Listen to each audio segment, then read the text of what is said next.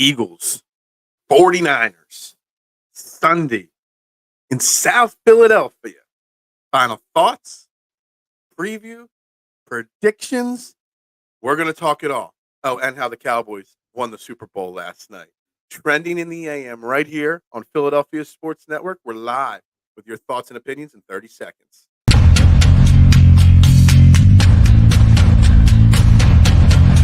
and goal.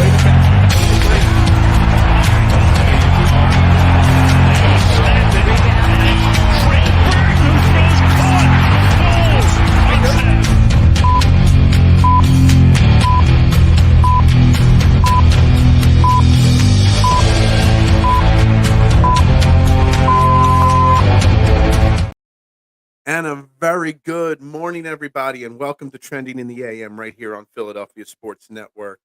We're live, Facebook and YouTube. You know the drill. Hit those like, share, follow, subscribe.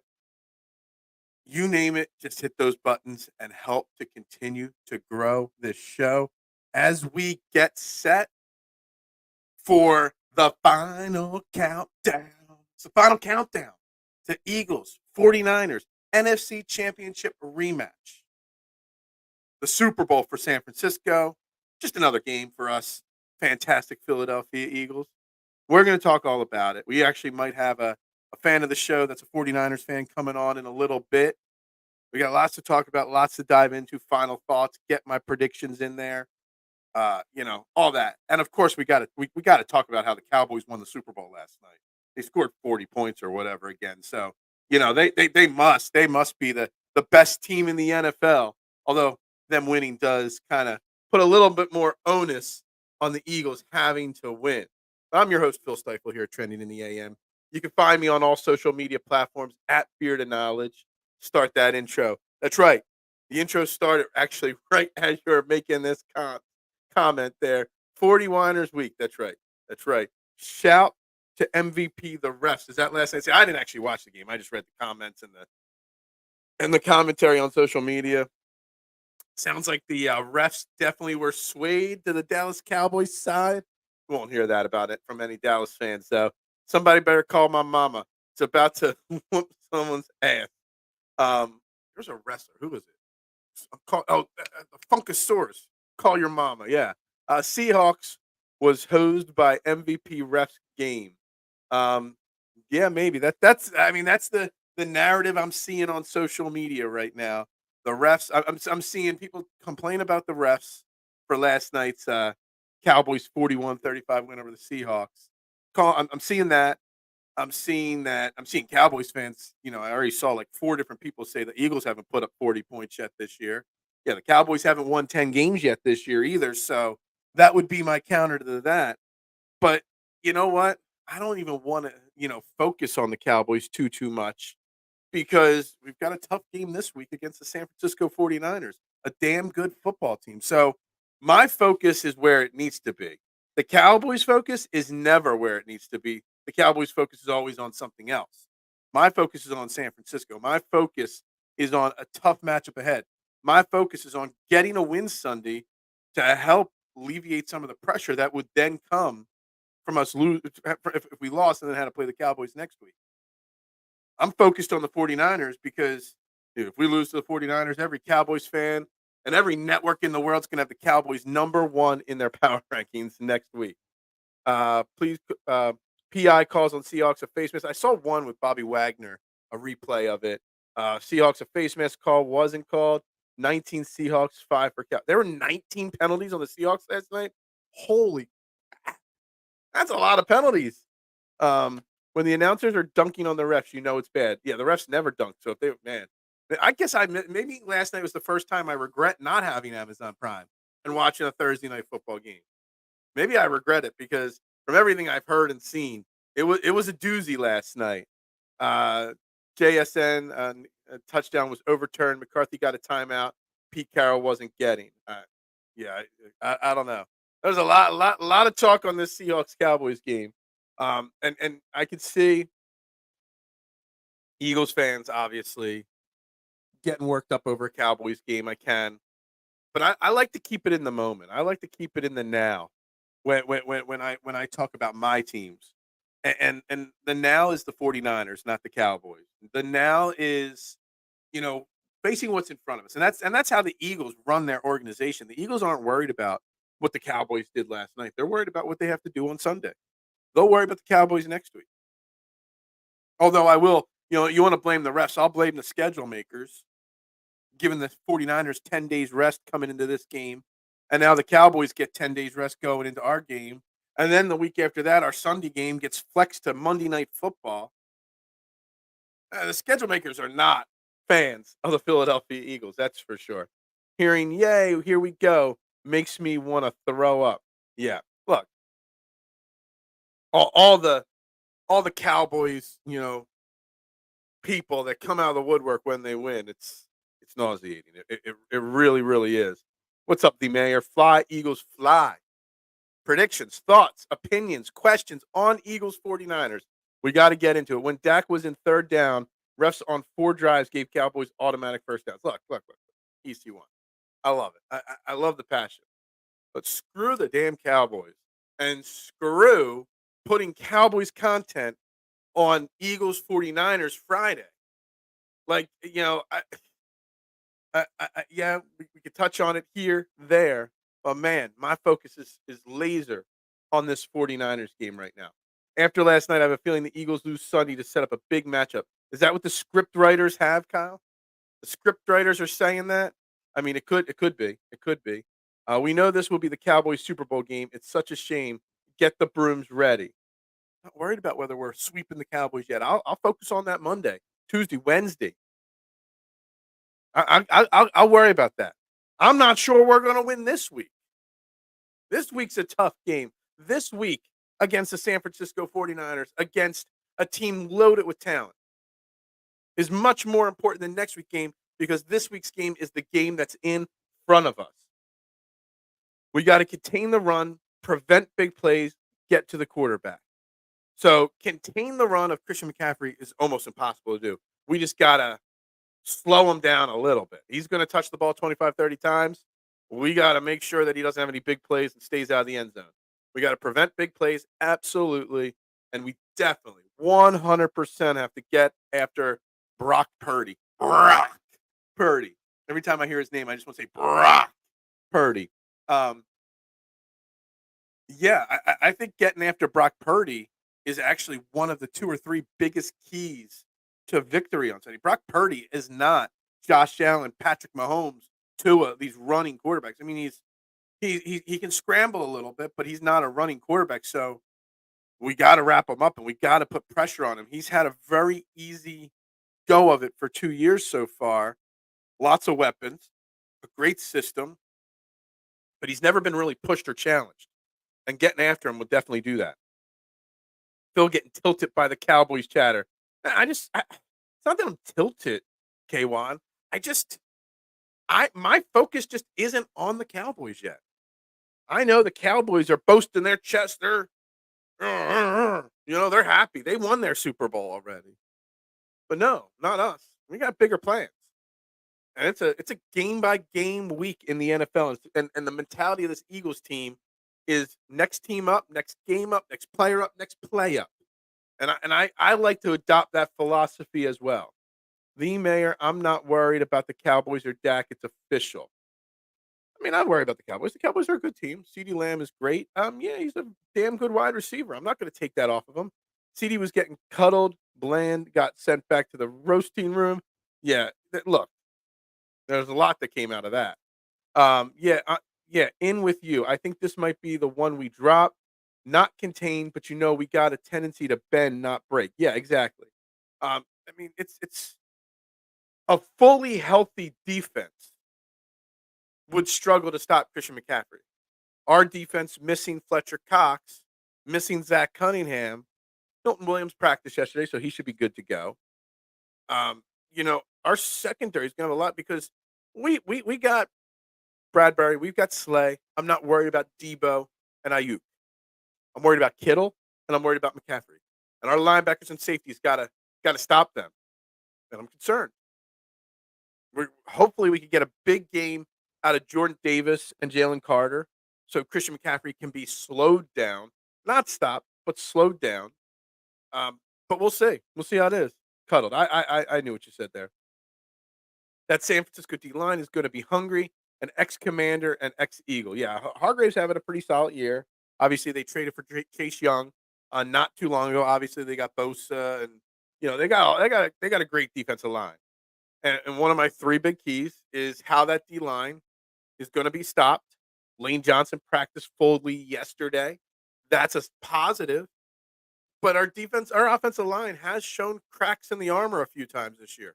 That's an elite. And this is going to be the most elite defensive line we've faced this year against San Francisco. How we are going to slow them down, how we're going to keep Jalen Hurts upright, how we're going to keep Jalen Hurts from having to scramble out. It's going to be a big deal.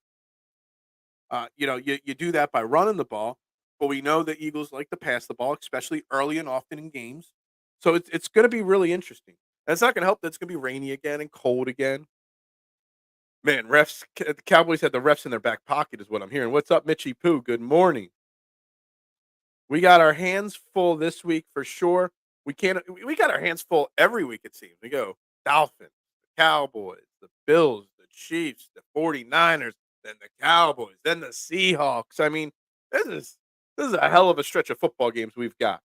As long as we keep coming out and winning, that's all that matters. Yeah. Are you applaud? Should we put the refs number one in the power rankings next week? EC1? I kind of feel like that might be the case. Cowboys aren't. If you watch Seahawks murdered them Cowboys, was given easy first downs.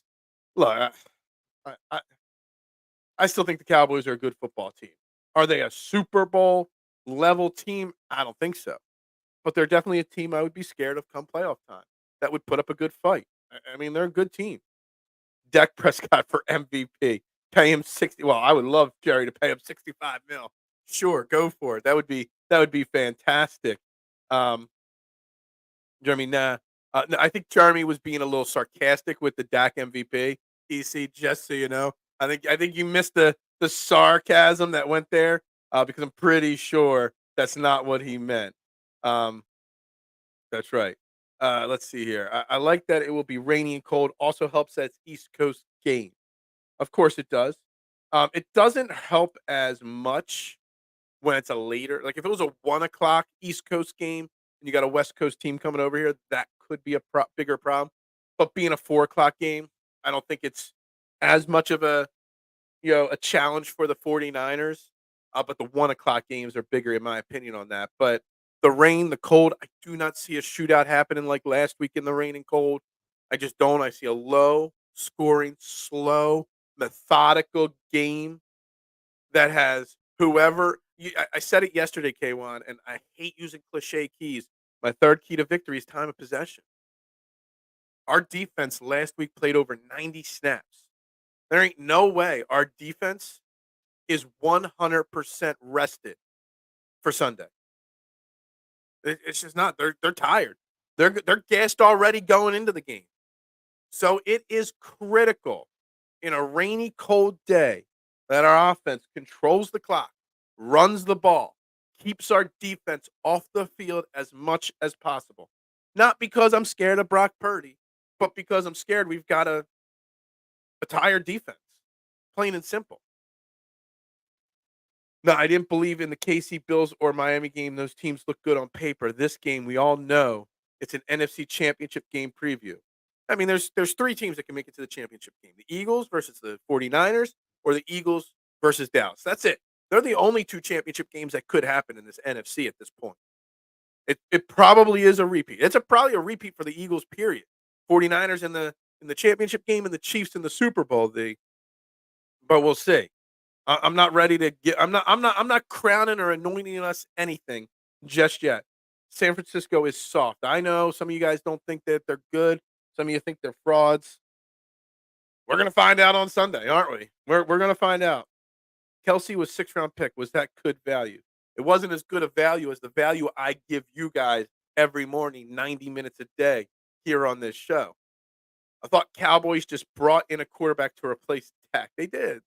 But now, like literally 4 weeks ago, everyone's like bench Dak for Trey Lance. Now everybody in Dallas land and Jerry world is saying Dak is an MVP. They can't make up their damn mind in Dallas. They just can't. What is up, Adam? Good morning. Football Friday. That's right. That is what it is. We got Eagles finally get that best game. Will Hurts be Hurts for all? Well, we'll find out. That's gonna be tough. But if he's not, just realize San Francisco's a damn good football team. It was the 21. It was 21-20 at halftime, and after halftime, no joke, Wagner gets PI call for covering a running back. Yeah, I saw that play.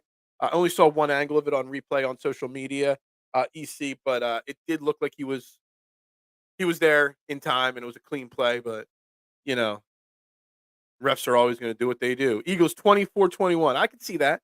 I don't have that down as one of my scores. I've got a lot of scores close to that written down here, Kyle.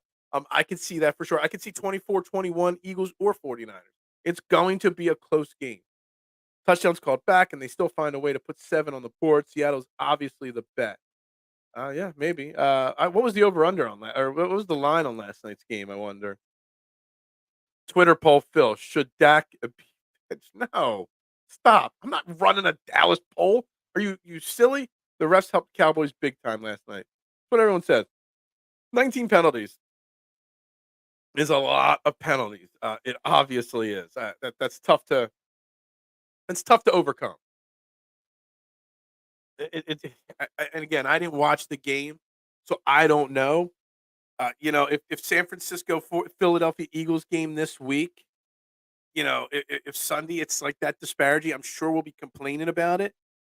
But Seattle's got to look at themselves too. You got to be more disciplined. Whatever. It is what it is. I bet you a lot of those penalties were penalties. They just were probably a lot of ticky tack calls. Refs will call ticky tack plays like that if they have an agenda. It is what it is. What's up, Marshawn? How you doing today? Dak can have the MVP. When have you seen Jalen or any of his teammates talk MVP this year? No, we have not. AJ broke a record, and Kelsey is one of the most popular podcasts, and no one lobbies for it. Look, I love it. We're not worried about it. I mean, yeah, individual awards, I'm sure the players deep down inside want MVPs and recognition. I'm sure Jalen Hurts would not be disappointed in winning the MVP. My Jalen Hurts 11-1 MVP bet ticket would be very happy if he won the MVP.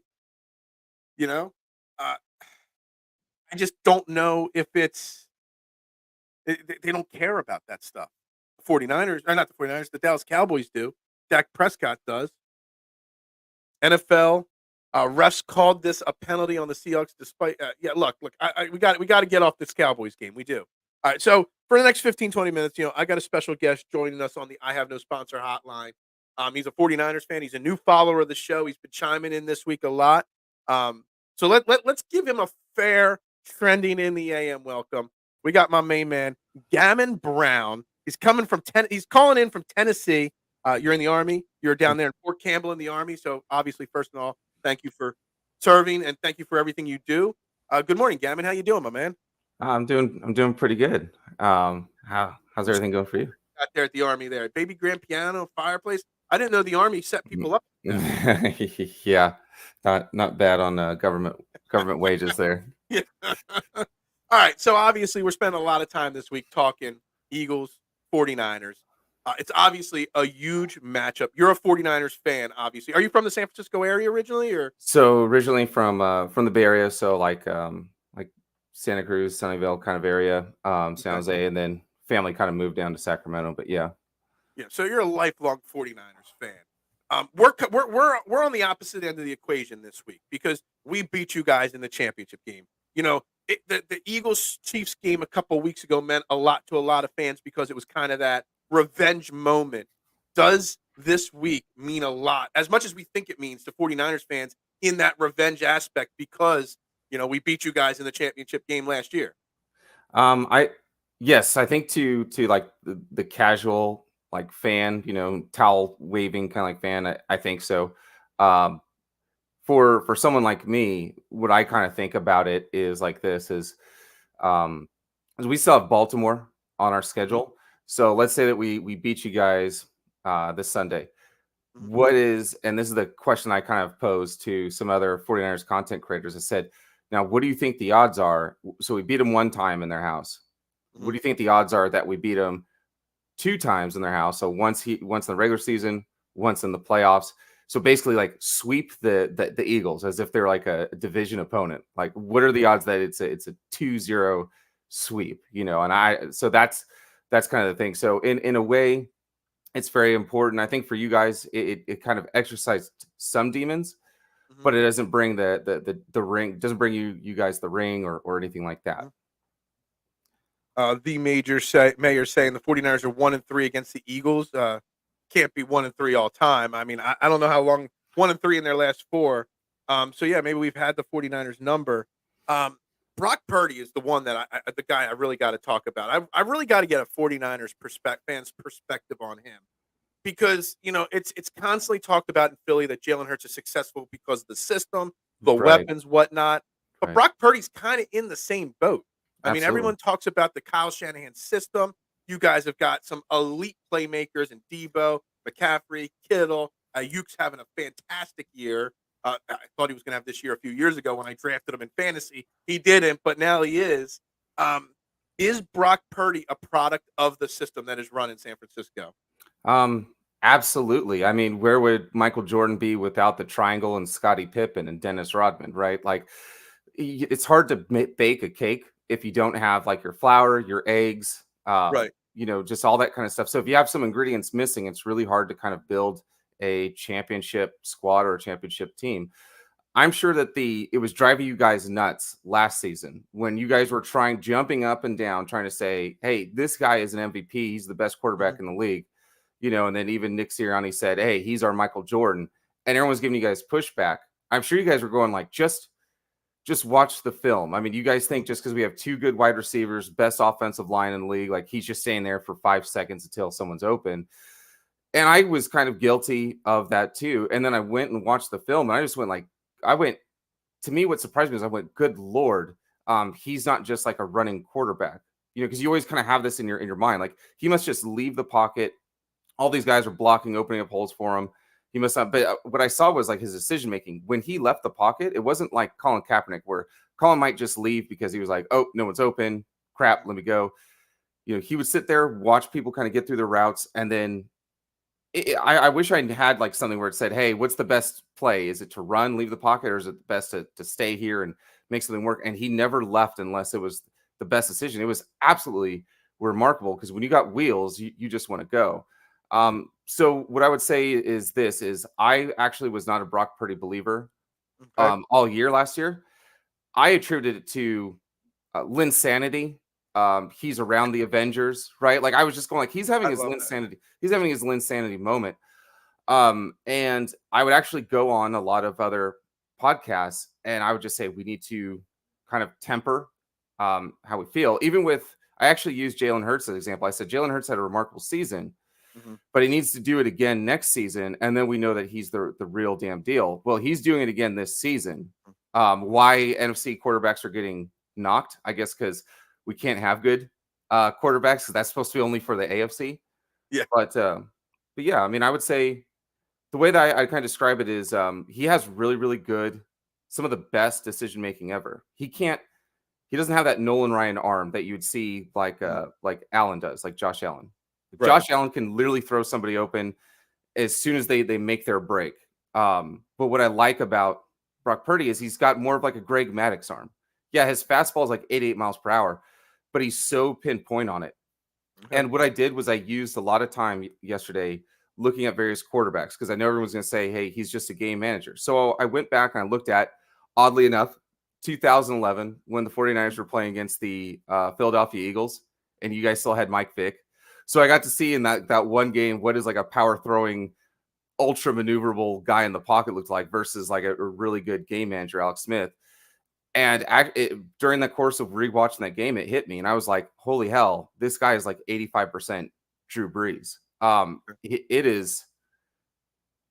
It's something that's really hard to describe because I'm sure when you guys were trying to describe it to everybody, Jalen Hurts last year, it sounded so basic and generic, but it opened everybody's eyes once people were forced to watch him in the playoffs and in the Super Bowl. It was kind of an undeniable at that. I did go back to everybody was questioning you at first whether you're a real 49ers fan or not because you're just so politically correct with everything you're saying here. Yeah, I mean, I try to be fair, and I honestly didn't I was waiting for the clock to strike midnight, for the Cinderella ride for him to turn into a pumpkin. Mhm, Um, I just was like, man, it's over. But I just started looking at everything, and it says ball location area mhm, accuracy. His 10-yard split is only second to Lamar Jackson in the league. So in the first like 10 yards when they're moving around, mhm, only Lamar Jackson is better. Um, and yeah, I mean the scheme is amazing. He's much better this year than he was last year. So I think he really got shook up when he got knocked out because he waited like a tick too long. mhm. Now you're starting to see this ball come out on his back foot. One Mississippi, two Mississippi, and then it is out of there. His processing speed is the best in the NFL. But if I were to describe him, I don't know how you guys described Jalen Hurts last year, but the way that I describe him is like right now he looks like Drew Brees when he was about 2 seasons in with the Saints. Okay. I think it's an interesting thing. I can't speak this morning. The Brock Purdy story, comparing it parallel with the Jalen Hurts story, because No, there's it's a lot of disrespect outside of their individual cities. Outside of San Francisco, there's Brock Purdy hate. There is some Brock Purdy love on some national channels and stuff like that. Jalen Hurts gets crushed everywhere outside yeah. of Philadelphia as well. Do you think if the roles were reversed, like if Jalen Hurts was having this success in San Francisco, there would be a different reputation for Jalen Hurts? And if Brock Purdy was in Philly having this success, would the NFL or the fans have a different perspective on Brock Purdy? Do you think they're both just a product of where they're at, and that's why they're getting the disrespect they get?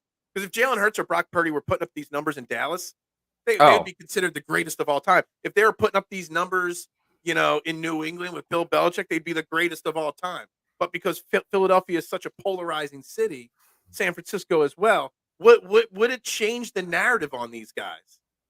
yes it would. I sorry to say. I mean, as soon as the game was over, I know you wanted to get off of the Dallas Seahawks game last night, Mhm. but they were immediately back to slamming the gavel, going Mhm. like Dak, he's got to be the front runner now for the Mhm. MVP, and it's just like holy hell, you guys, just write that into the script so quickly.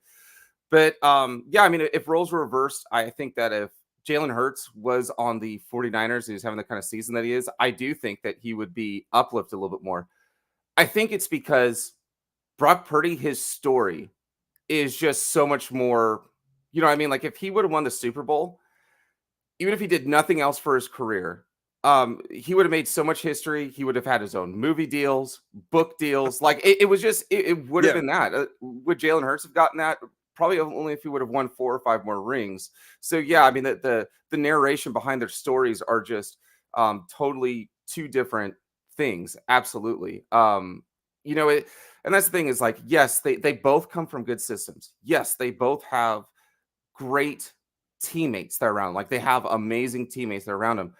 But if you don't have those things, then that's how people get fired. A la you look at some of the offensive coordinators, right? Mhm. The Chargers, I'm pretty sure that head coach and offensive coordinator are going to be gone by the end of the season. So again, if you don't have all the ingredients to bake your cake, you're missing, your milk or some eggs or whatever, you're going to have a really crappy looking cake when it comes out of the oven. So yeah, I mean, you have to have all those things. I don't know where the last time the 49ers won the Super Bowl, we had the very best wide receiver of all time at their position, Jerry Rice, very best cornerback of all time in Deion Sanders. We had like really one of the first best mobile quarterbacks in Steve Young, Ricky Waters. So yeah, you got to have a nutty team.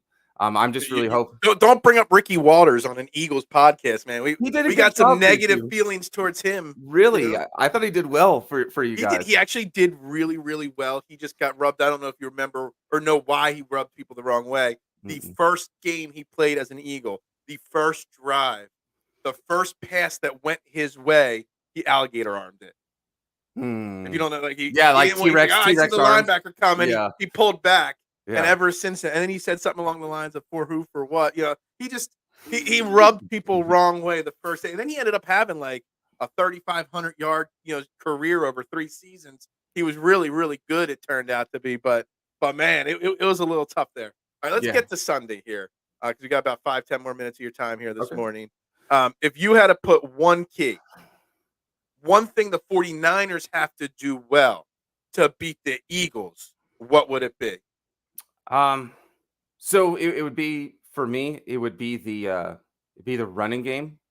Okay. Um, and that would be the.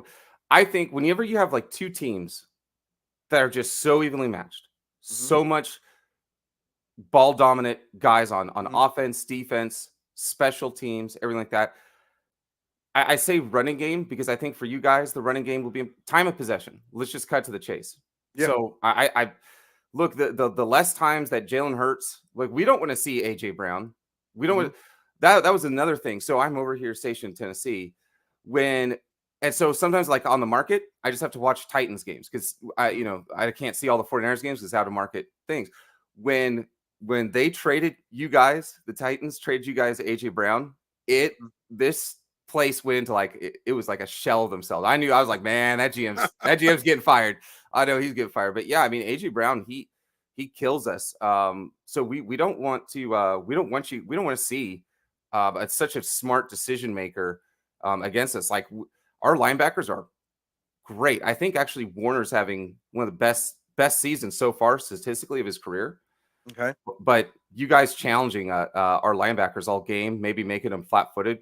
We don't want any of that. Especially How is it? Because I haven't actually looked at the team stats yet. I have the tab up and I'll bring it up later in the show. But do they typically, are the 49ers offense, do they do run a lot of longer drives? Do they control the clock pretty well on a weekly basis? Because obviously we Mhm. know CMC can burst one at any point. The wide receivers can break one at any point. Are they a quick hitter or are they more of a slow, methodical drive kind of team? Because I bring it up as one of the keys for, as I hate using cliches, time of possession, win the turnover battle, Mhm. those kind of things. But our defense last week against Buffalo was on the field for over 90 plays. And we have, a short week going from Monday night, to Sunday, afternoon. I'm concerned that our defense is going to have the energy and the gas in the tank to be able to fight a long, drawn out battle like that. So, I need either the 49ers to score quickly regularly, or I need the Eagles to control that time of possession to keep our defense off the field. What are your thoughts on that? Um, so to answer your first question, that's what's so unique about both these teams, right? If if I were to go like, hey, because I think that's what teams kind of focus on, right? Like the Bills came in, maybe they said like, hey, we got to shut down the run, but then it's like, hey, Eagles can then throw it. You Hmm. could shut down their throwing, just put 7, 8 guys just there, but then like, well, we're gonna run it on you, and you could play like two high shell or cover three, keep everything in front of you. But Jalen Hurts then if he wants to, he can just methodically bap. And if you leave something open, he'll kill you deep. So to answer your question, that's what's so crazy about both these teams. It's I don't as good as our defense is, you can't just shut down the deep passes, the underneath passes, the runs, the outside zone, power, wham plays up the middle. Like you can't beat all those things all at once. Brock Hmm. Purdy has right now, what's really interesting about him when you look up his stats is he has one of the quickest releases in the NFL. So they measured his release, and it's just like right there, like Aaron Rodgers. His time to throw, though, when he's in the pocket, he's I think he's like number one, number two, as far as like as soon as he snaps the ball, it is then just out of his hands. So then that would leave you to believe, like, okay, well then he's doing a whole bunch of dink and dunk. So he's just throwing those to his air yards, right, or just his average level of depth is only like 4 to 6 yards. And when you look at it, he's actually leading the league in average depth of target. His completion percentage is 70%. Average depth of target, or whenever his average depth of completion is 9 yards. What's happening is before the wide receiver is like at the top of their stem or top of their route, he's already letting go of the ball. Hmm. So the corner is actually just looking at Deebo Samuel or looking at Brandon Ayuk because they're trying to see like where a straight left corner post, right, all that kind of stuff, in or an out, maybe just a button hook. They don't know, but that ball is already coming out. So by the time both of them turn around, it's not one of those things where they're showing their hands. As soon as they turn around, then that ball is like right there. Right. So like I said, it's insanely high level stuff. When you watch the tape on Brock Purdy, you have to Mhm. slow it down and go back, and you start to realize back foot, 30-yard drive. And that's the thing. I wanted to say this to all the Eagles fans, and I don't know if you have something similar that you can kind of tell me. But to all the Eagles fans, if you watch all of a sudden it looks like Brock Purdy, he goes instead of like 2.5 seconds, it's now like 3 seconds. And you see the ball and it looks like it's going high, it's going up, and it looks like it's about to be like a 30 or 40-yard pass. It's probably going to be complete. He doesn't, where you see like Josh Allen miss some of those deep passes, he's just got this booming arm. Brock Purdy, he is just I can't describe it. He's got good touch, is what you're saying. And it's just right there. And also too, because that's one of the things I do complain about with Josh Allen is that he's got a cannon of an arm, but he doesn't know how to control it. He doesn't know how to throttle down, or like some of the missed passes that are made are going through people's hands because they just can't handle the 95-mile-an-hour fastball. There needs to be a little touch sometimes on the throw. Could you imagine you've got somebody draped all over you, and then as soon as you turn around, you see this 66-mile-per-hour fastball, this water-soaked ball cutting through the raindrops in the rain, and you're just going like, "Oh my God, this thing is on me!" Like right now. Like I got to bring back up the mayor's comment here, and I think this is the comment of the day. How everybody serving in our military can't get free football to watch any game they want at any time. I think that's kind of, it's kind of disappointing. When you said that, I was thinking about it, and then the major put the comment up there. You should have the right to watch whatever football game you want whenever you want. It would be nice because I just the NFL package, it's just too expensive, and I don't want to do like pirated TV or anything like that. But when I'm out of town, I go pirate version too. So it's not ideal, but it is what it is. All right. So real quick, in your mind, it's a huge game. Obviously, you could give me your prediction if you'd like, and how the prediction play. Like if you got the 49ers winning, great, that's fine. How did you come to your decision on how you see this game playing out? Absolutely. So, and I know what to do in this situation because I've been a guest on other shows. And if I just keep being level-headed like I've been this whole day, then everybody will be like, "Well, Gavin was a nice story," and then they'll forget all about me when I leave. So what I really have to do is I have to drive these comments up, really nail it to everybody. So I'm going to go ahead and I'm going to say, because that's the only way then people go like, "Oh, I hope Gavin comes back on Monday." So that way I want to see him kneel before us. So I'm going to say 31-17 because we're look, I think this is one of those teams that they can really kind of get up. I know you guys don't use the injury excuse as much as the 49ers do. You guys are hellaciously banged up. I did use the word hellacious. I think that even in the rain, Brock Purdy is able to butter in passes and just really layer them in.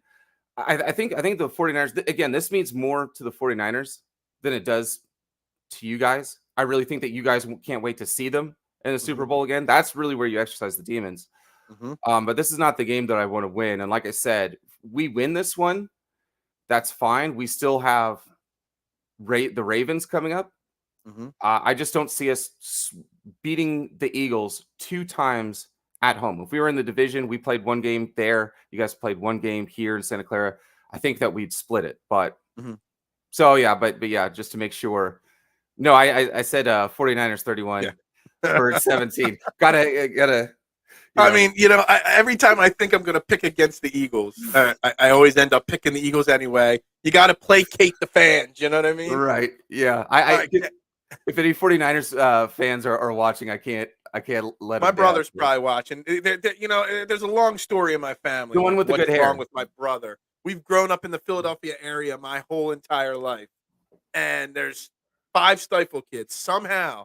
Well, it's pretty easy and obvious how he grew up during Joe Montana's era, and he became a 49ers fan, and he's been loyal. He stayed a 49ers fan, even though me and my one brother crush him every single day about it. But there's at least one 49ers fan. He's probably working. I know he has meetings on Friday, so he's listening while he's supposed to be paying attention at the meeting.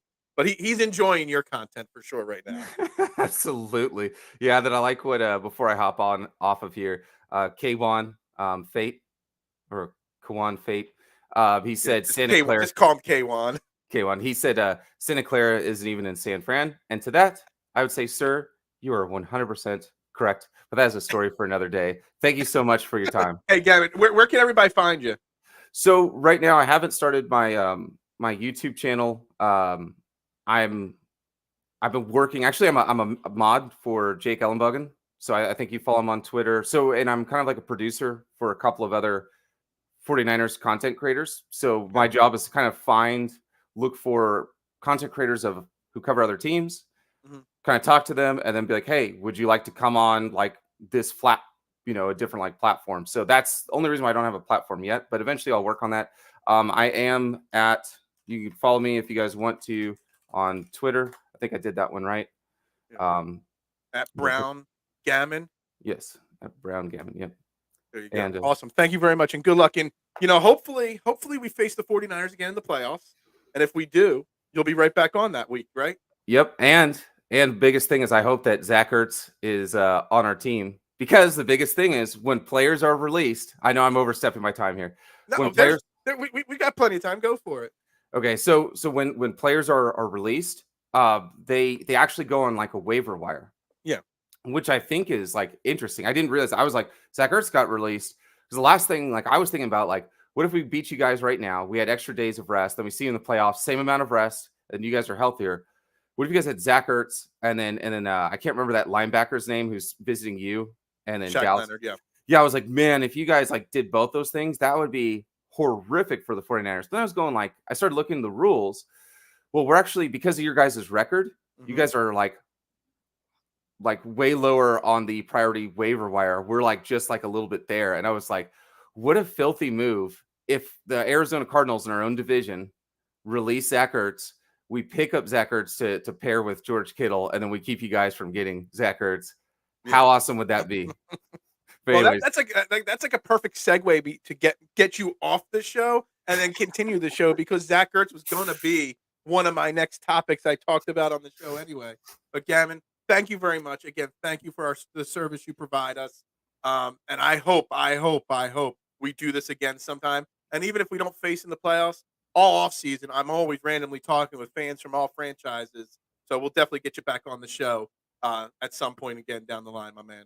Absolutely. Thank you, guys. Hey, have a fantastic weekend and have a great holiday season. All right. All right. Bye. All right. That was Gammon Brown. That was a good dude, man. Sometimes I get a lot of requests from people that just want to pop on the show. But I don't know. Sometimes I'm like, how will they be? Those are some good stuff there. And he had a very realistic take. And I know I missed a boatload of comments. But I think, don't mention Zack Ertz's name. It is obviously something that we've got to get into. Weird or not, I'm not weird. That's I don't know if we got to bring Zach home or not. We're going to talk about that. I'm just going to catch up on the comments that are most recent here. He's 11 away from the record. I get that. Hurts to Ertz. It's kind of got a. That's a good looking shirt. I can make a nice T-shirt with that. Sell that one. I think Ertz is old and veteran, so he does not go. No, he still goes on wait. Yeah. Get him out of here, Philly. Yeah. You're not overstepping your time. You're overstepping your bounds. Ertz bleeds green. That's right. Appreciate all the soldiers. Absolutely. And the fact the major or I keep wanting to say major mayor. You made a great comment. The fact that our soldiers, our Marines, our Army, our Navy, everybody in the armed services does not get free access to the NFL ticket package. I mean, it's a crime. They should be allowed to watch whatever football game they want. Very good. Yeah, he was actually very entertaining. Very, very good. Very well spoken guy. He came for Zack Ertz, Philly. Yeah, he did. Do you know how much San Francisco taxes is? He'd be playing for free, dude. I don't know much about San Francisco. I know I spent 2 weeks in San Francisco back in the day for a job, and man, it's a beautiful place, but it is expensive as can be. He was the first Niners. That was real cool. Yeah, it was good stuff, man. They should get all sports for free. That's the least they could do. Absolutely. Absolutely. I don't get it. Yeah, for sure. But yeah, so yesterday news came out that Zack Ertz was put on waivers or cut or released by Phil, you want to bet 5 bonus minutes on it? Veterans are free agents, maybe they are then. I thought look, I'm not betting nothing, okay? Philly, you were a corporate dude before. I've worked for some pretty big companies in the past. Yeah. I worked for Royal Caribbean Cruise Line. I've worked for a major Applebee's group. I worked for the Hyatt hotel chain for a little while. I've worked for some big companies before. I worked for Enterprise for a whole 2 weeks because it was the worst job I'd ever had. But that's that. San Francisco taxes are horrible. Our D line posted a picture of game day check, heavily gouged. I'm sure it is so expensive. Yeah, Kevin's still in the comments. Look, the Zack Ertz situation, guys. I know Zack Ertz is a popular name. Shaq Leonard. And real quick before we do this, we only got 10 likes on YouTube. Not good enough from the core 12. Guys, we got to hit that like button. 5 likes on Facebook, 10 on YouTube. Hit that like button, the share button, the subscribe button. I greatly appreciate it. Shaq Leonard, Zack Ertz, Marcus Peters. There's all these names out there. First and foremost, there's a reason why these guys are being released. Zack Ertz, would Zack Ertz help the Eagles? Zack Ertz would have helped the Eagles 2 weeks ago when Dallas Goedert got hurt. At this point, Dallas Goedert's either going to be back this week or next week. And then what do you do with Zack Ertz? You're not going to have him as the blocking tight end number 2. You're not going to have him as the number 3 guy because he can't play special teams. So does Zack Ertz really, truly make sense? I know there's a lot of personal love for the guy, and I love him too. But is this really what we like? If you could only choose Shaq Leonard or Zack Ertz, who are you choosing? I'm probably choosing Shaq Leonard, even though I'm not even sold on Shaq Leonard because that bothers me too. He goes and sees Dallas, then he comes to Philly, and then he needs the weekend to think about it. Like, what's there to think about? Do you want to play for one team or the other? Like what? So I don't understand the Shaq Leonard situation, but he would help us because we are thin at linebacker. But the other end of the thing, the Zack Ertz, like, what does he do for us? Like, what positive would he bring to the table? Oh, wow. Did not know Phil was I was a company man at one point. I didn't last very long at many of the big companies. I'm my own guy. I don't like to follow those rules. Get the likes up, and I find your IP address and deliver a spoiled cheesecake. Yeah. Cheesesteak. Sorry, not cheesecake. Cheesesteak. Nowhere in my mind. I'm thinking cheesecake right now. We should be averaging 25. We should be. You know, we should be. How this stream gets outviewed by Liam. God, his show on Wednesday had like almost 600 views. It takes me 3 shows, sometimes 4 to get to 600 views. Guys, pour it on, man. Let's go. Does Phil think Shaq is on waivers? He's not anymore. I know he cleared waivers. Ertz is no Aqua Bowman. Yeah, I mean, Aqua Bowman at least could play special teams. I don't know if he has or not, but Lamade would never see the field again if Zack Ertz was here. Phil rules his pizza shop with an iron fist. I do much better than Danny Rand did in the Iron Fist TV show. I'll tell you that. With all that being said, yeah, man, bring her to look. I get it, and you know what? If you're not getting Leonard or you're not getting Marcus Peters or anybody else, sure, bringing back Zack Ertz would be a good story, a nice story. Give him a chance to break the record. I get all that. But I don't think Zack Ertz to Philadelphia is the game-changing move that other people think. It would be a very, very deep depth piece. It just doesn't make a whole hell of a lot of sense roster-wise. It doesn't make a whole lot of sense scheme-wise. But we know Howie Roseman prefers to add offense and loves offense and is always worried about offense before defense. So it could happen. But there's another end of the equation. Like, we've got very little money left. You got Shaq Leonard, you got Ertz, you got all these guys out there that we want the Eagles to bring everybody. And I know everyone will say Howie Roseman can manipulate the cap better than anybody else. And I get that. Howie Roseman is a great cap manager. He does that very well. But we also have a lot of people we have to pay in the offseason. So anything he does now to manipulate the cap for this year will affect what he can do next year. So I'm not sure that's necessary for Zack Ertz or for Shaq Leonard at that matter. But also with Zack Ertz speaking wise, like Shaq Leonard to us or the Cowboys, that's basically it. He's going to play for us or the Cowboys. Zack Ertz, Baltimore, Mark Andrews is down for the year. Baltimore could use him. Be close to home, close to Philly. He's got his good buddy Doug Peterson down there in Jacksonville. They could use a tight end and another weapon for Trevor Lawrence. It's not like we're competing with just one team or no teams.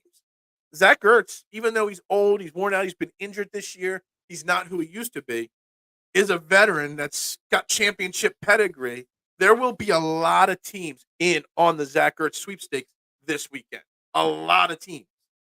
So I'm not overpaying to bring Zack Ertz home either. I can't have Ertz go to the Niners and Leonard go to the Cowboys. I mean, that would be like a real kick in the you know what.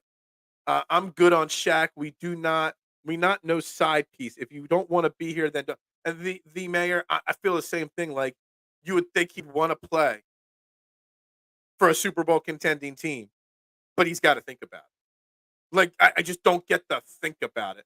The corporate feel like the corporate rock. That's right. I'm the people's champ here. I go corporate. Sure. Hell, I would turn in corporate beer right now. Somebody paid me the right amount of money to do it. So, whatever. Feels a week. Well, I am a walking HR. I really am. I did side note, Marshawn. I went to college for hotel restaurant management, Widener University, class of 2002. And they're asking you like to find like when you're picking your electives, like what department in the hospitality industry do you want to be in? And I really thought I wanted to be in the HR department of a major chain and stuff like that. And I took some HR classes, and then I realized, dude, I'm so politically incorrect. I would never ever make it in the HR department anywhere ever. It just wouldn't have gone well. Oh wait, aren't we down one star tight end because of injury? Dallas Goedert's hurt, yes, but Dallas Goedert will be back very soon. There's a chance he comes back slim, but there's a chance he comes back this week. There's a very high percentage chance he's back next week for Dallas. So once he's back, Dallas Goedert, what do you do with Zack Ertz? So it doesn't make Zack Ertz signing today is not going to make him ready for Sunday. So it just doesn't make sense to me. Game changing, no. Morale booster, sure. Emotional, hell yeah. 11 away. Then DJ. Yeah, I forgot to mention the DeSean Jackson thing, and I was very, very kindly reminded about that yesterday afternoon. And I did not bring up DeSean Jackson retiring as an Eagle. He is going to be the honorary captain Sunday. First and foremost, shout out to DeSean Jackson, one of the greatest Eagles wide receivers of all time. A hell of a wide receiver in the NFL. He might even deserve a Hall of Fame nomination. Fantastic. And it still breaks my heart that he got cut the way he got cut. Chip Kelly and the gang stuff and all that just broke my heart. But I'll be a Debbie Downer. These players that want to retire for one day as a certain team, like I don't get it. Doesn't do anything for me because maybe because I'm not there in person watching the game and feeling the emotion when they come out for the coin toss. But I just never got the let me retire at my old team for one day. The ceremony, I don't know. It just doesn't get me as a pump. But DeSean Jackson is one of the greatest of all time.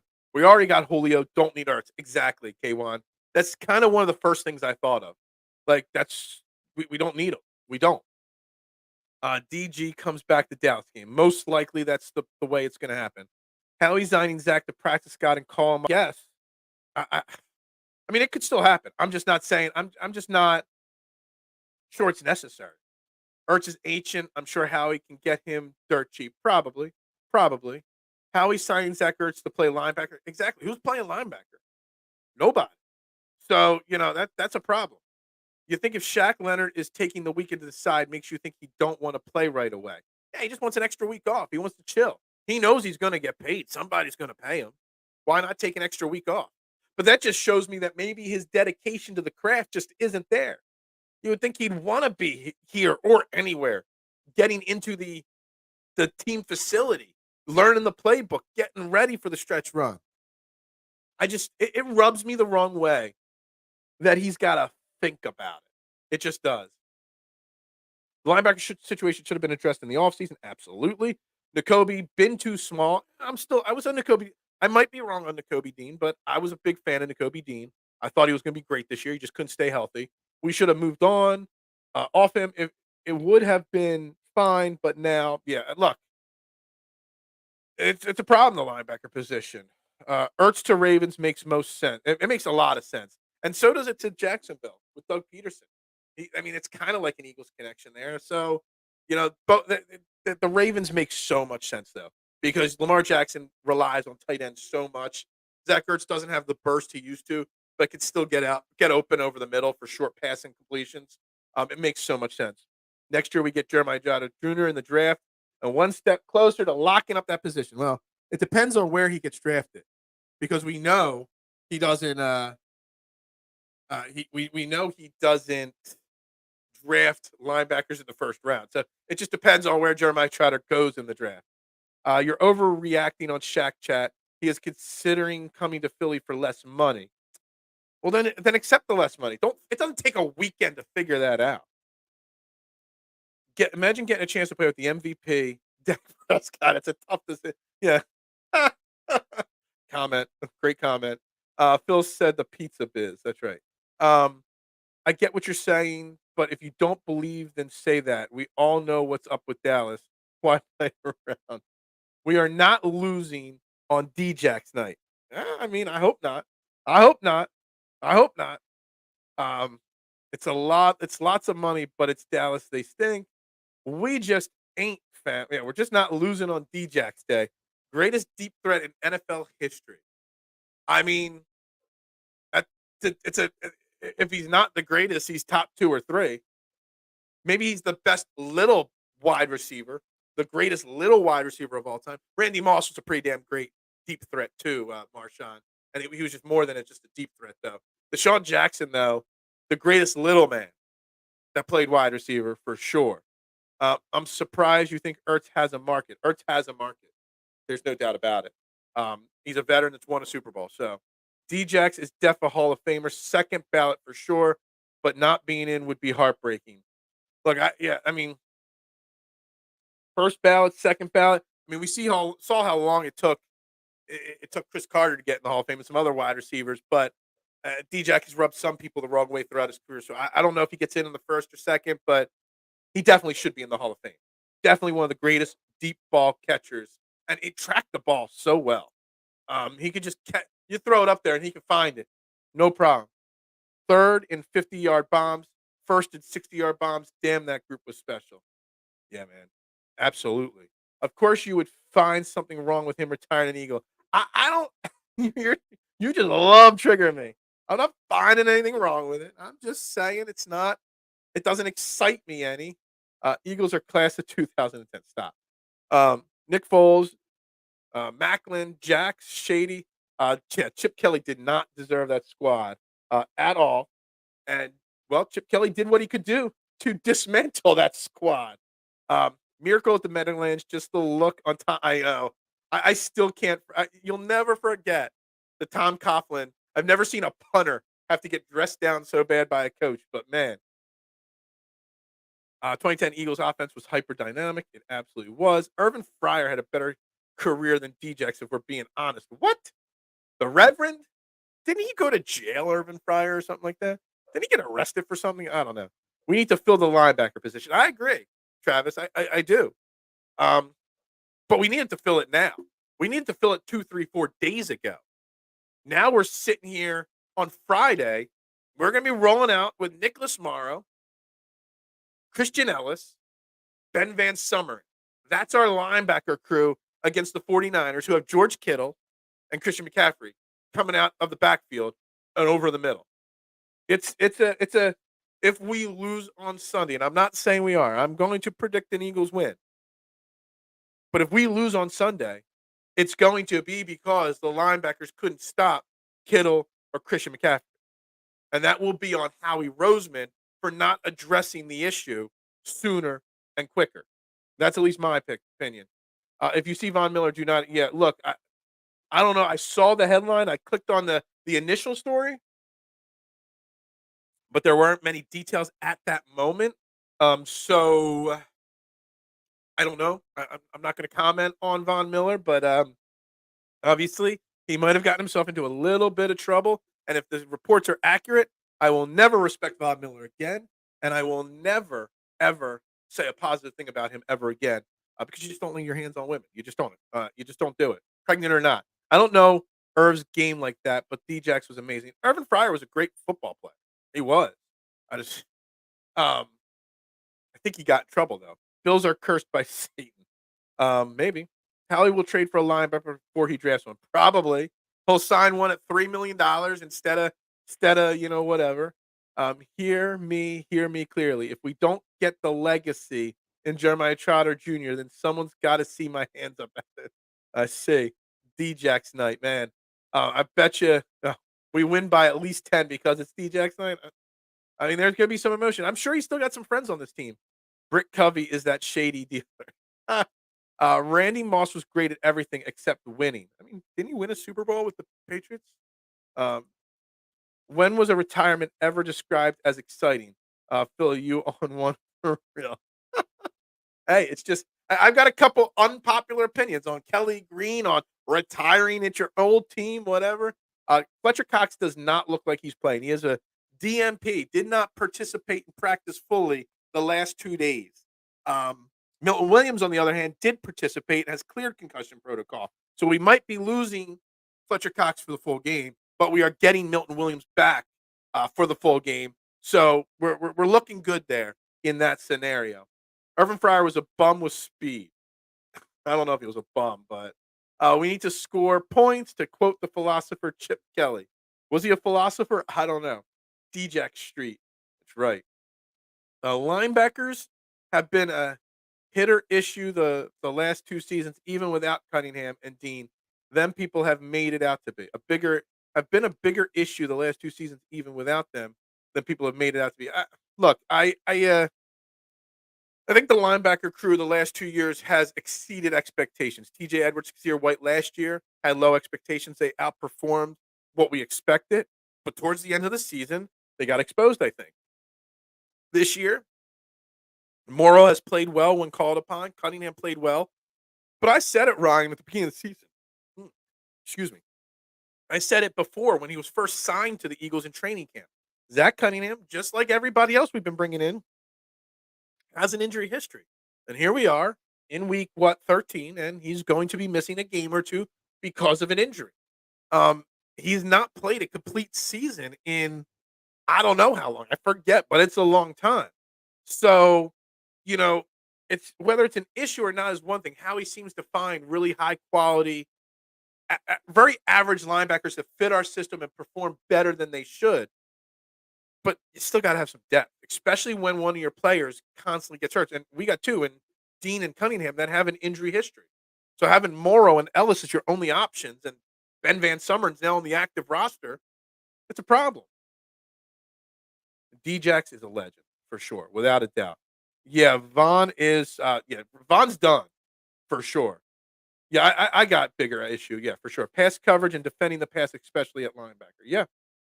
Is it not? Oh my God, I missed the reset. Guys, I'm so far behind on the comments. I missed the reset.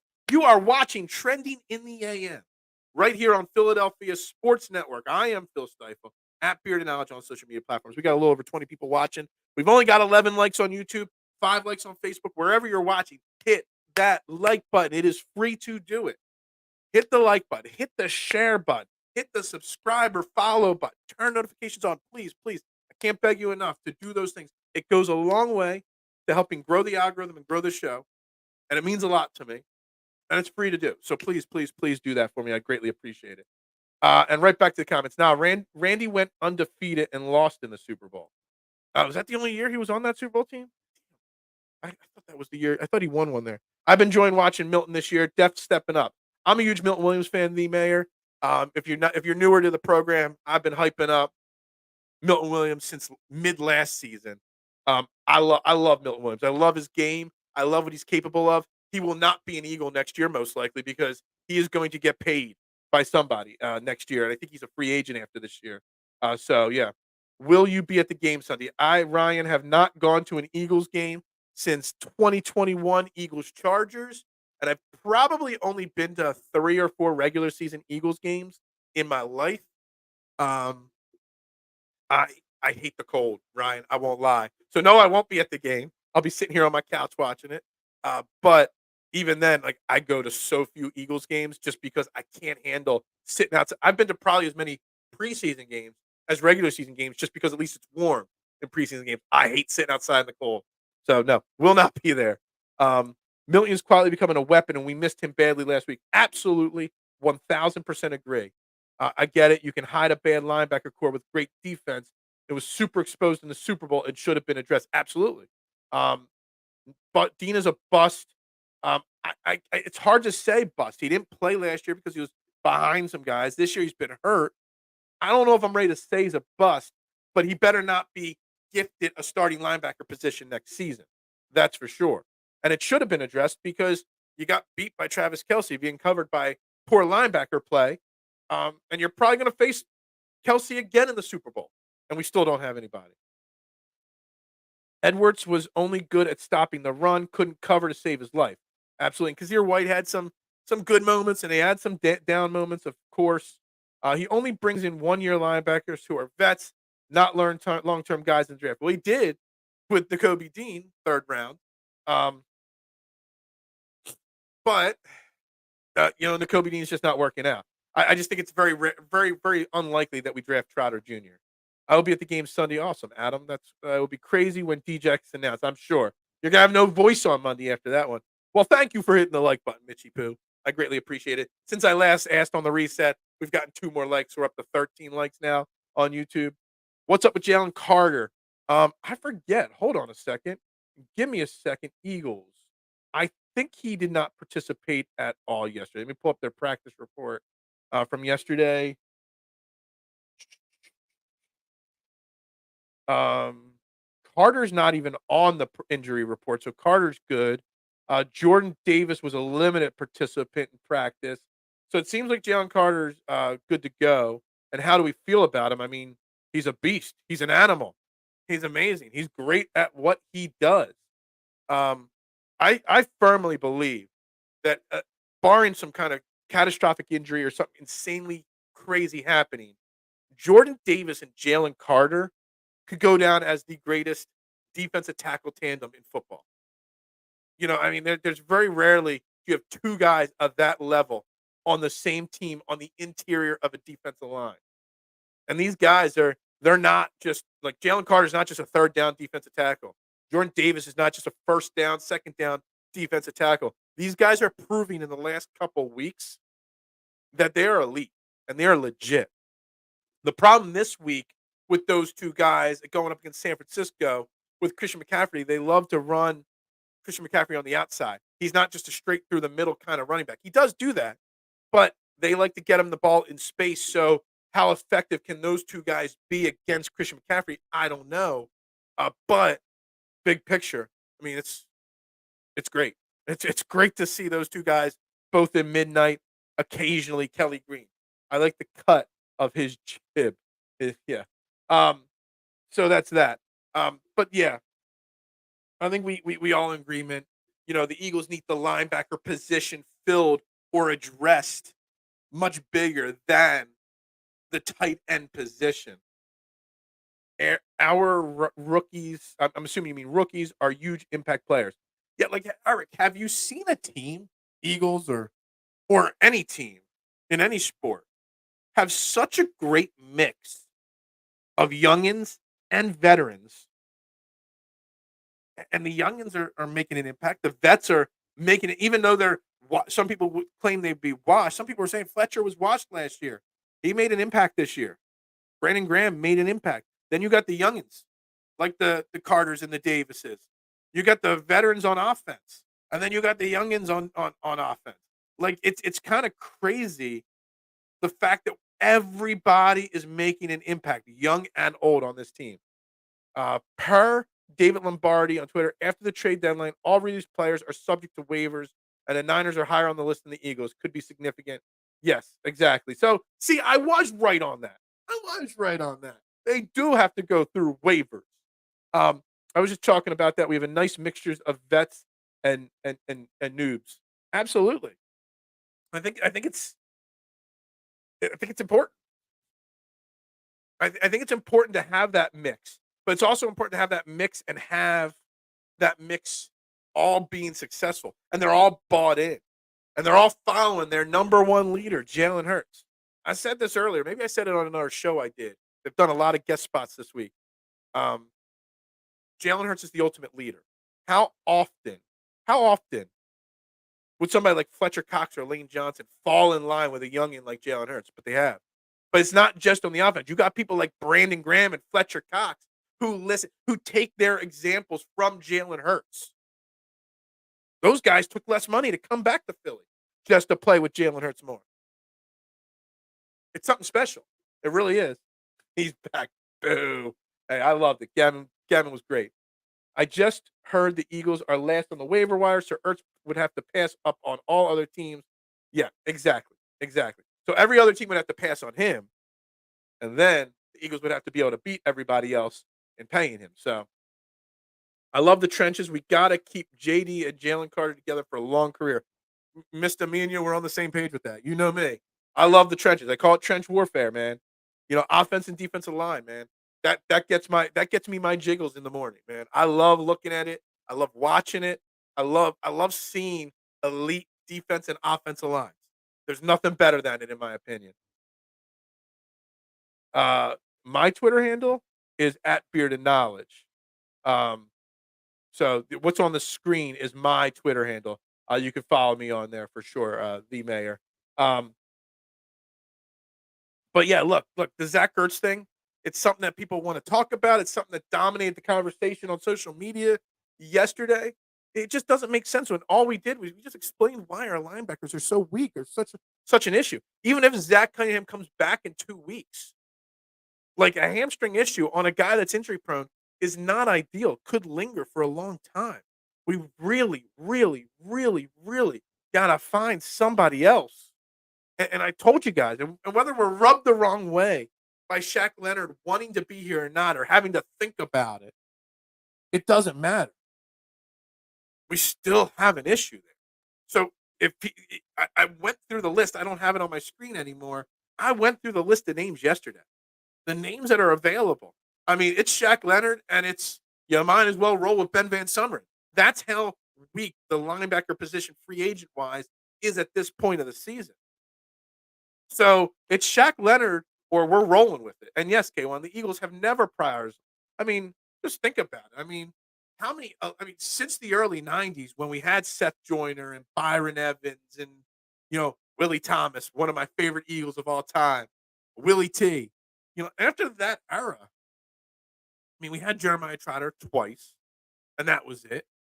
I mean, we get Keo Spikes late in his career, guys like that. We just never prioritized the position. And look, we have a successful franchise, and we have had for a long time. So maybe they're just smarter than us, maybe. I don't know, but it's a weak position. And this week against this 49ers team, it could backfire. It really could. Even the Super Bowl team had Nigel Bradham starting in the middle on a cheap. Exactly. I was trying to think that, and I'm glad you said that because I was sitting here trying to rack my brain. I couldn't even remember who started at linebacker on that Super Bowl team. Nigel Bradham, and he played well, and he got a bigger payday elsewhere, and he bombed. Was Connor Barwin still on that team too? He was more of a Hassan Reddick type linebacker, though. But yeah, we just don't prioritize the position. And it's, frustrates us. But again, are we still a quarterback factory? I think the factory's closed because they created the perfect quarterback in Jalen Hurts, Adam, and we don't need another quarterback. The quarterback factory was created because we were never confident who was our quarterback ever. Now I think we found our quarterback now. I don't think we need the factory to pump out more. I just don't think so. We got over 20 people watching on YouTube right now, and there's still only 13 likes. That means at least 7 of those 20 people have not hit that like button. So that like button thing better jump up by 7 really quickly, if not more. So hit that like button, please. I greatly appreciate it. We haven't had a solid linebacker since Jeremiah Trotter. See what I'm getting in. Bring in Junior. I get it. I don't follow the draft and the college football that much. Is Jeremiah Trotter a first round draft pick type person? That's what I'll ask you, the mayor. If he is, then we're not getting him. There would be zero chance we'd get him. Our first round pick next year very well could be a future replacement for Lane Johnson, in my opinion. He went to the Rams with Nick. Did he? Okay, gotcha. Now, Connor didn't get a ring. He left. He either left the year before or during the season. He went. Okay. Yeah, I was just trying to think of it off the top of my head. I'm really struggling.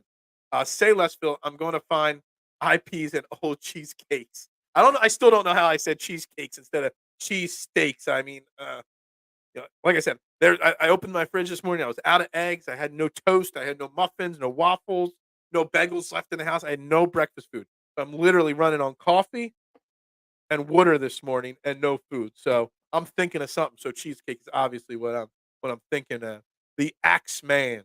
Axeman was a great linebacker. Jordan Hicks was a solid linebacker. He couldn't stay healthy when he was here. What was he, a third round draft pick of the Eagles when he because we picked him, we drafted him. I don't think he was a first round pick though. I think he was more a third round guy. Yes and no. He is and he isn't. But how he does what he wants, so I'm sure if anyone could pull it off, it's him. Remember Juan Castillo? He did the Y. Dude, the Y9 was the worst. I don't know what was worse, the Y9 or making Juan Castillo your offensive coordinator or your defensive coordinator. I mean, like the Y9. I hated the Y9. We got gashed in the run game so bad with the Y9. That was the Y9 was when Babin was here. What was his name? Jason Babin. Um, dude, yeah, smash that like button. That's right. Come on, please. I called everybody out, and I got one extra like on it. Like seriously, what is wrong with people? The lumberjack. That's right. That's right. Yeah, Hicks was a third rounder. That's what I thought. Juan and Y9 was so garbage, dude. Like the fact that it wasn't even like we were the inventor of the Y9. There were multiple teams that were running the Y9 at the time. But man, you got to have the right personnel to run the wide nine. And we had the blitzers, but we didn't have the linebacker. You have to have a really solid middle linebacker and a really good safety to run the wide nine because when that running attack gashes you, you got to have somebody that can stop the run. We just didn't have anybody that could stop the run. The Y9, I haven't thought about the Y9 in ages. Wow, man. Like it's bringing back nightmares, honestly. I'm writing this down because I got to do some Y9 research after this show. I got to see if anybody else in the NFL even runs it anymore.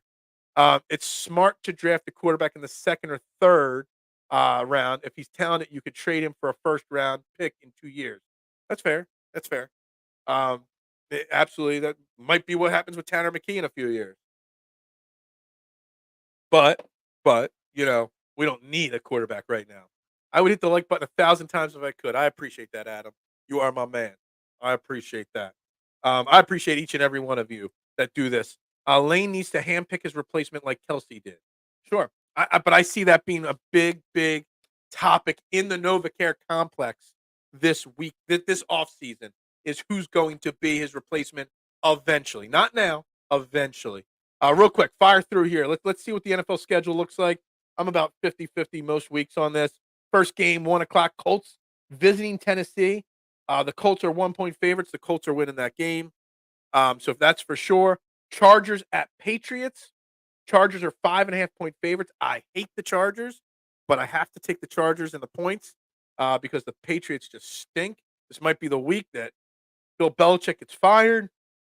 Detroit on the road to New Orleans. Detroit's 4.5-point favorites.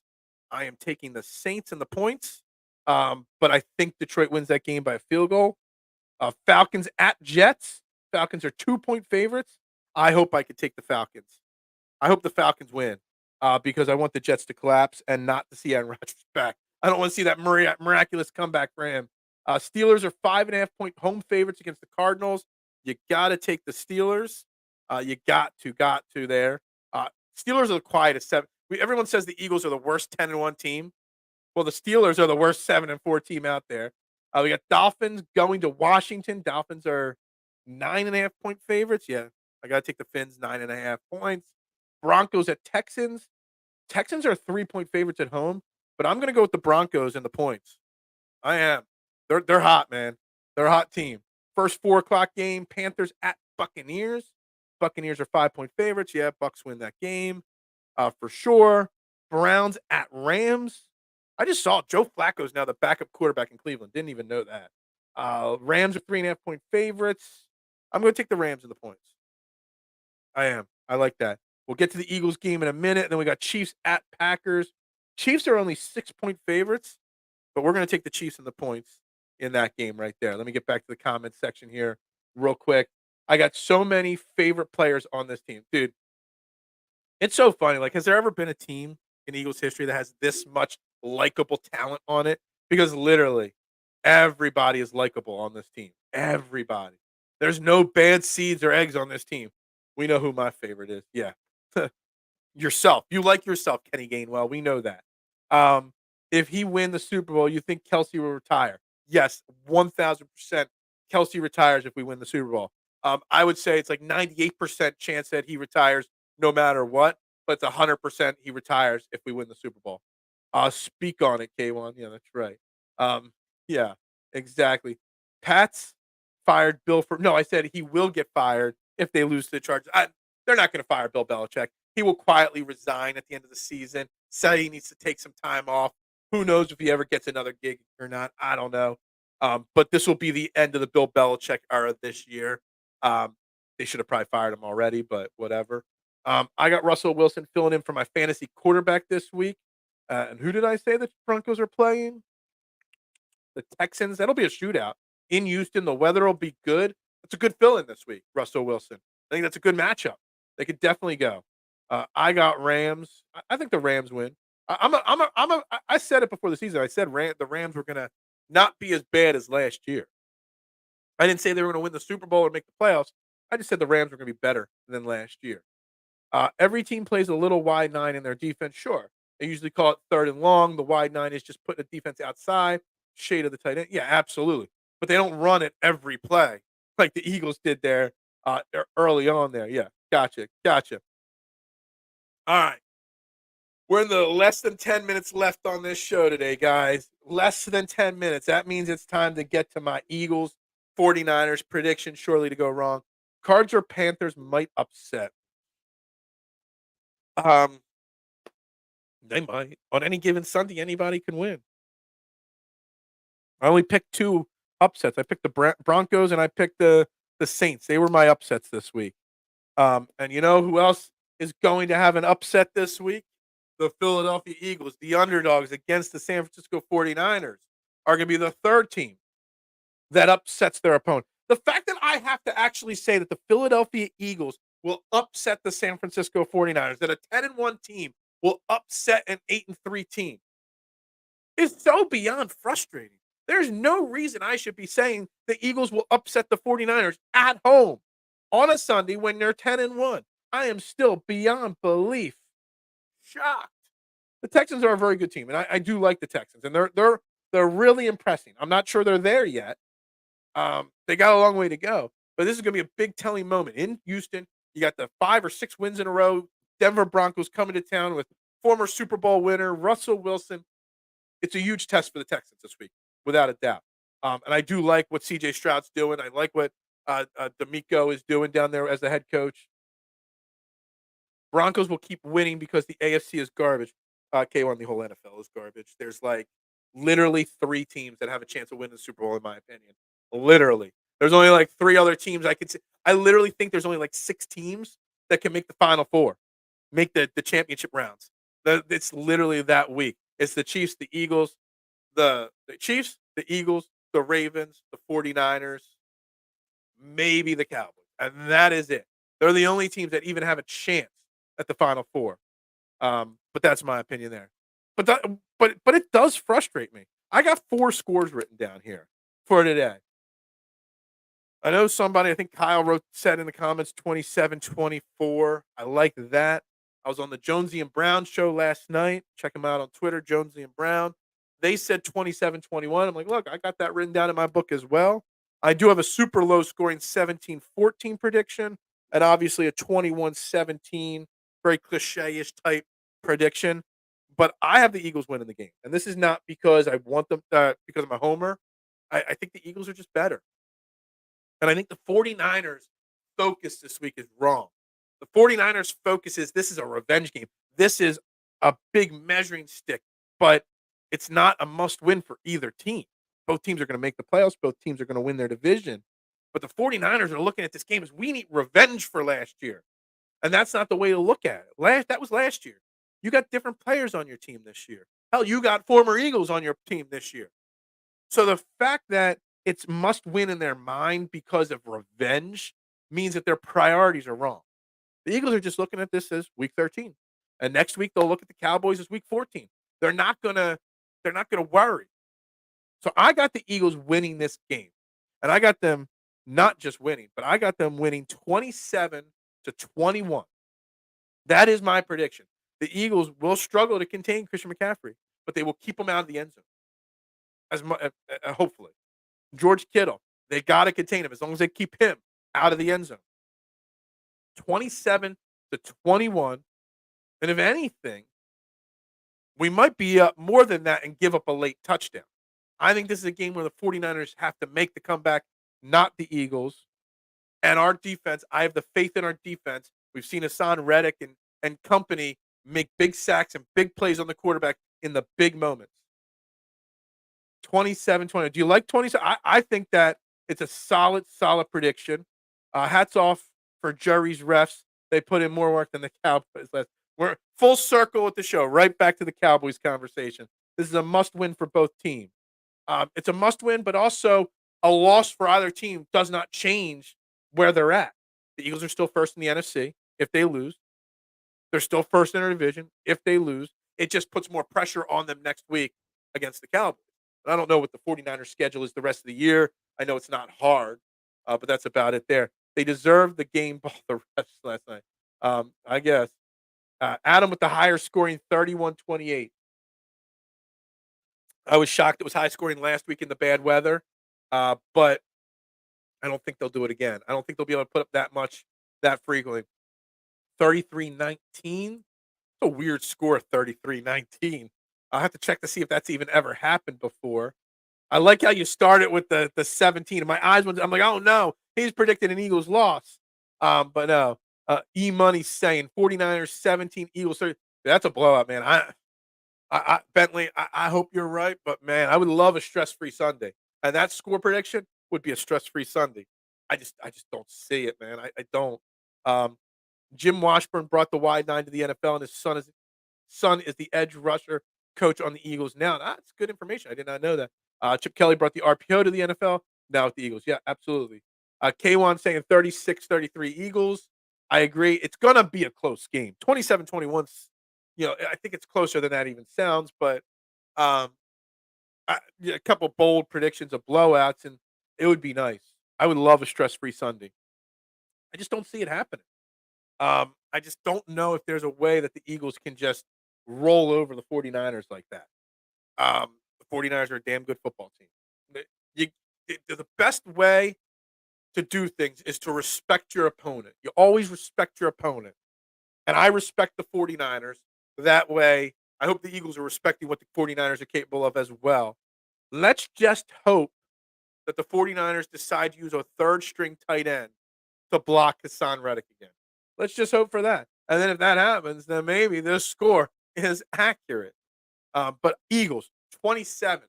49ers, 21. That's what I got. Mitchie Poo saying 24-21.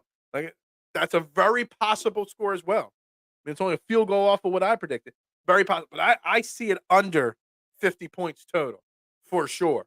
I see it 3 to 6 points for sure. Either way, no matter who wins this game. Hats off to Gammon, cool dude. Yeah, absolutely. Gammon Brown, great dude. Again, thank you for your service and thank you for your time coming on the show for today. It was a blast to have you. It was a blast to have a fan from another franchise, a fan from the franchise we're facing this week, and then be so open-minded to have a conversation. I've had some Cowboys, content creators on here, and they're like, Cowboys great, Eagles suck. No, Gammon brought some real legit content to the program. So hats off to him.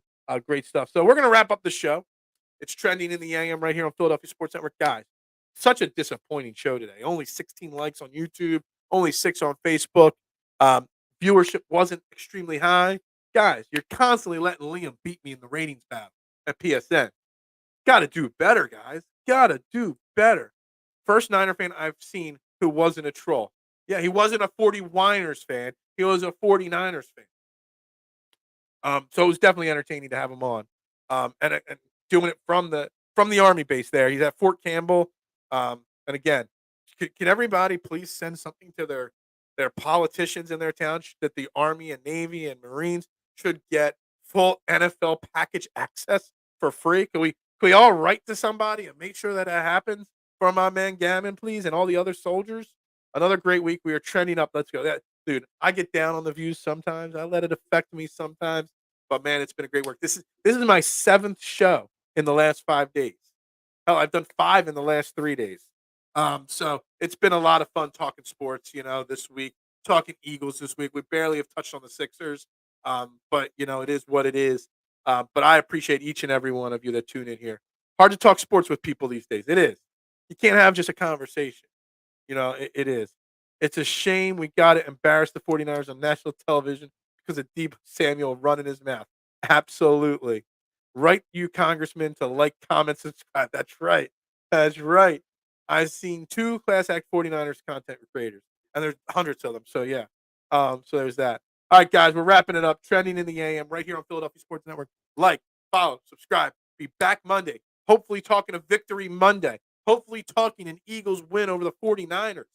And if not, we'll cross that bridge when it gets to us. But everybody have a great weekend. Everybody enjoy themselves. Be safe. Be well. We'll talk to you guys on Monday. Guys, it's December 1st. Can you believe it? We're in the final month of the year, guys. 2024 will be here before we even blink. Everybody have a great day. And like K1 says right there, it's very easy to close this show. Simply go Birds.